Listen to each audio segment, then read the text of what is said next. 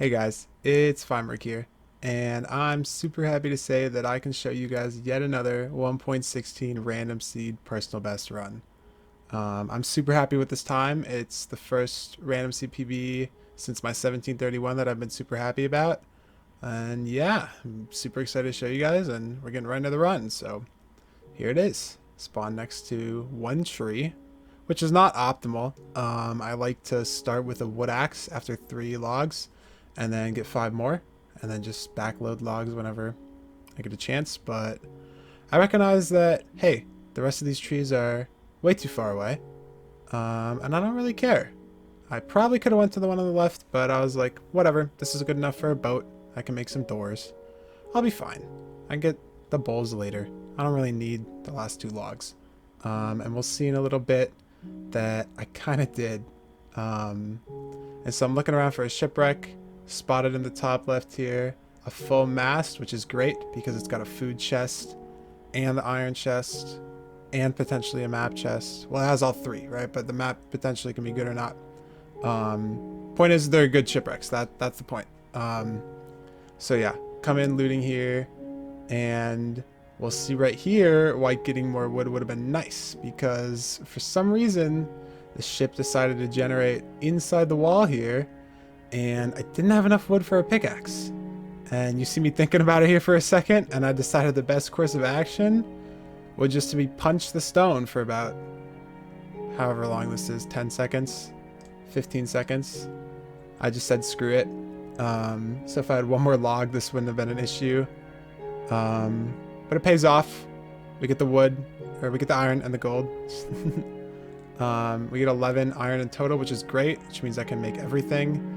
And the gold's a nice touch. I can make boots, so I don't have to worry about potentially routing like a stables bastion without armor or a treasure without armor. It's just one less step I have to do. Try to overlap my gravel here, and it works. So that's, I guess, the only upside to having this chest completely covered. And I remember I have to check the food chest, so I lost a couple seconds there. Pull a lot of stew, potatoes, and some carrots. So overall, a pretty good food chest. And then I realized that I left some wood, or not left some wood, I left without as much wood as I needed, right? I left just on one tree. So I was like, all right, let's get some wood here. I'm right here. Like, I need to make some bowls eventually. So I'll just craft off of that. And here I'm looking for a magma ravine. I have hitboxes on so I can see kelp on the surface of the water if it floats up, and that usually indicates that there's a magma ravine. But I can't see anything for a while, and I'm like, I don't feel like boating out to render more chunks. So I'm just gonna send it for a cave that I was sort of boating over and knew was here. And it kind of works. There's a magma ravine here, which is great. And I know this is real because it's like really big. It's definitely not fake lava, but I don't see any L shape or even any just regular shape like 2 in a row where I can do a fence gate. So I have to make a little budget, little ratchety ass portal here. And this takes a while. These suck. I do these a lot, actually. I love forcing caves in runs, just because I feel like getting into the nether as much as possible is really important to try and play out any potential bastions you can generate.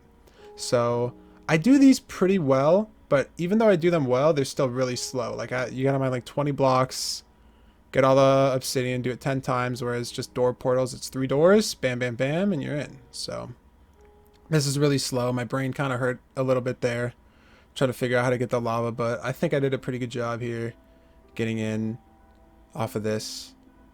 Made do with what I had. And I definitely think it was better than trying to swim around for a very far away magma ravine.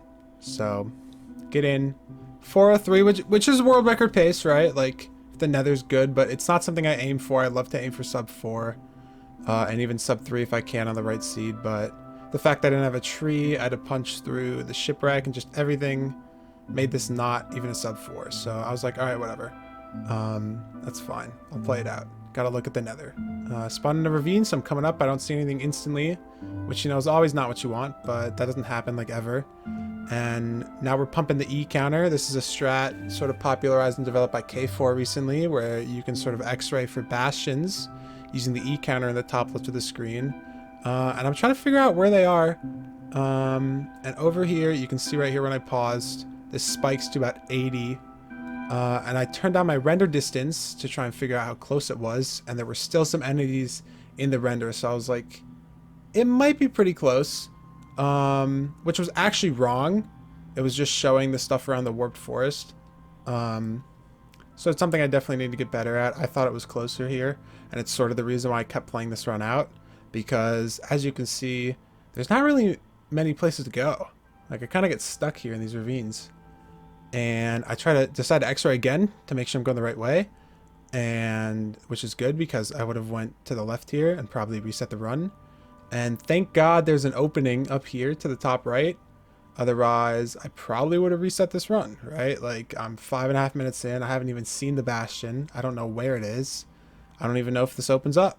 But, you know, I love playing out nethers. Just for practice because I really haven't been playing random seed too much recently. I was on set seed for a little bit. I just took a break from running for a while. So I'm still trying to learn all these new bastion routes, trying to practice my usage of the E counter to locate bastions and locate potential fortresses where there aren't bastions. And so I was kind of just playing this out for practice. And the nether wasn't like killing me yet. I still had a ways to go, and here we are. We found the bastion. No fortress yet though, so I still have to route this bastion and then find the fortress later. And from the top I can see that it's stables. I also kind of had an indication that it was stables beforehand because of the high entity counter. When the E value is like 80 or 90, stables has a lot of entities because it pre-spawns both piglins and hoglins, and so you end up counting a lot more entities than normal compared to like bridge or treasure where there's not as many pigs and hogs, and there's no hogs, right? So I'm routing this. We're checking for the right side good gap, and it is right side good gap, which is great. I don't even know what the left side was. I never checked it. So I aggro some pigs here. I forgot to let the ones in from the top, so you guys can yell at me for that in the comments, but do a quick Monka W route. Thanks Rain for primarily developing this route. This is learn from Rain X, the very best. So we start the piglins trading here. I think I have a few, which isn't terrible. And I forgot to open it up to the top, so that could have been a lot better. Once again, another thing you can yell at me for in the comments, I didn't open the top piglins. And I just noticed that now while watching this back for like the 5th time. So this is slow, so this probably could have been a little faster. And now I'm looking for obsidian, right? Because there's no way I'm gonna get 10 obby unless I'm astronomically lucky off of like 6, 7 gold blocks, 8 gold blocks. So I check this chest and thank God there's 5 obby. So I go back and I'm like, all right, I just get average trades everywhere and we can potentially leave. So we do our face check on the trades and it's looking all right. We got 8 pearls, 7 or 8 obby. So I'm just like, all right, I'm gonna sit here till they're done. And I'm gonna organize my inventory, and I've already gotten yelled at something that's about to come up once. Feel free to yell at me again. While I'm organizing my inventory here, it's very hectic. Like the trades keep falling in and everything. I'm trying to make sure I'm picking up all the shit. And in a little bit, I'm gonna toss out 5 carrots. And I didn't notice at the time at all. I just thought it was another sort of junk item. And that's not very good, because if you don't notice, I only have 5 raw potatoes, which are awful. So I'm basically running on no food.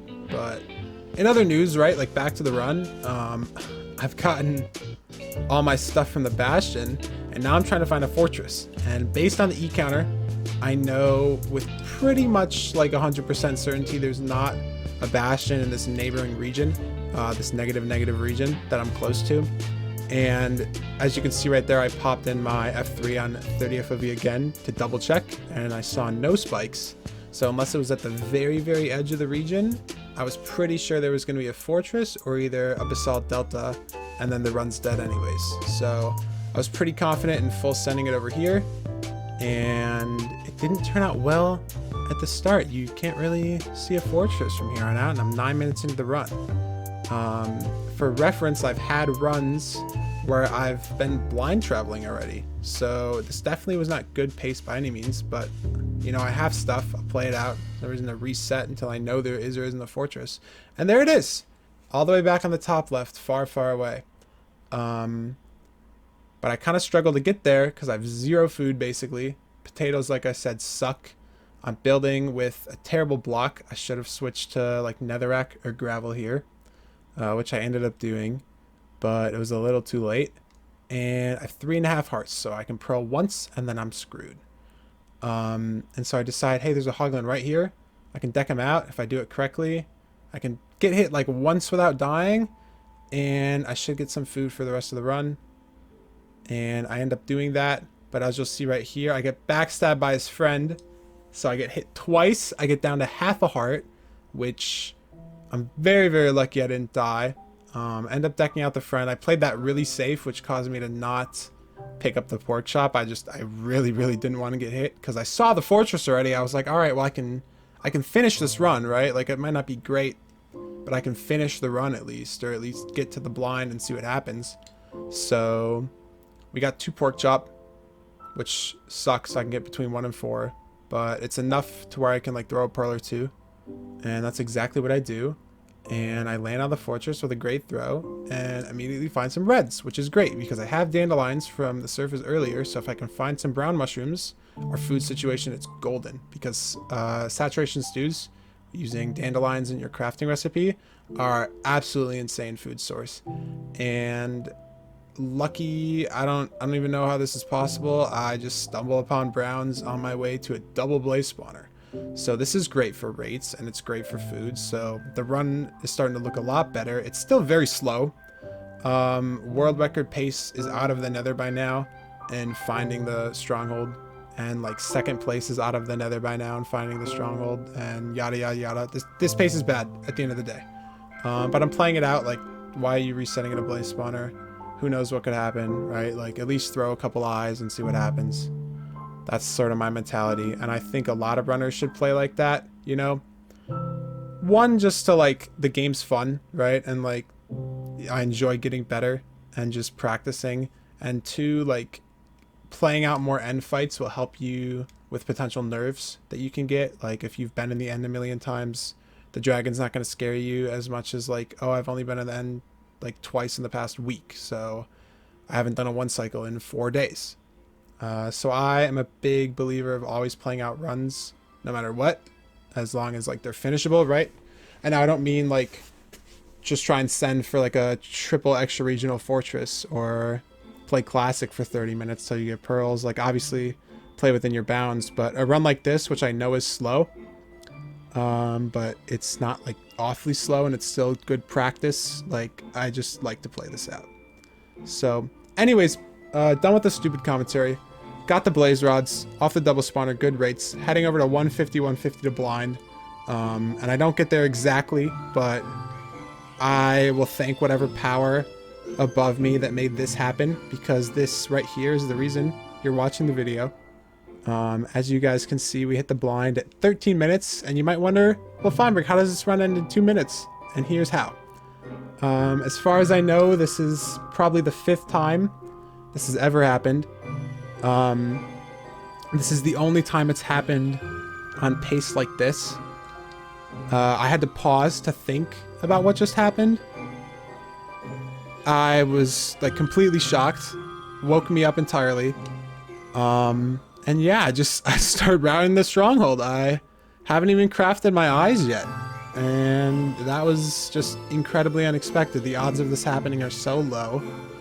I don't even know what to say, like, even now. It's just crazy. So we're routing, and I almost die here, which sucks. The zombie's got an iron sword and almost decks me out, so I have to waste a few seconds here actually killing them, because he kind of comboed me out of the doorway. But luckily, it's right here. I flew back around the stronghold at the end, and it's super linear, which is awesome. That was the only way it could go, no matter what. So I couldn't have fucked up the stronghold at all, even if I wanted to. So we're in the end, sub 14. And you're probably still asking yourself, hey, Feinberg, how does this sub 15, like, how is this a 14xx? Look at the pace. The dragon's got to be insane. And, you know, you would be right.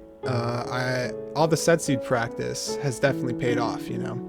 The dragon won't perch for me on good pace in set seed runs, and it feels bad, so it's giving it back in random seed, which is, you know, I'm not complaining. But you can see I'm a little shaky crafting my beds, and as soon as I'm done crafting, bam, there's the snap.